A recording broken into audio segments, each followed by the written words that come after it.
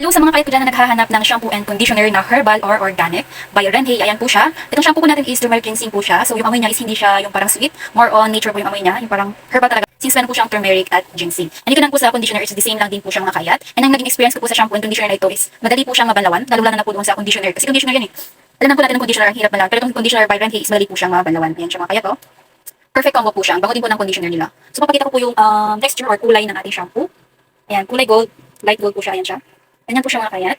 And sa ating conditioner naman is, ayan po siya. Hindi siya watery. Ayan po yung ating conditioner. So, perfect na perfect ito sa inyo mga kayat. Kung kayo ay may naglalagas na buhok, ayan, yung parang napapanot na, and yung may mga dandruff or yung papalit-palit ng mga shampoo pero nagkakabalakubak pa rin, highly recommended po ito sa inyo kasi naging effective po siya. Since ito po yung naging dahilan kung bakit kumuha ako ng product na ito. Ayan.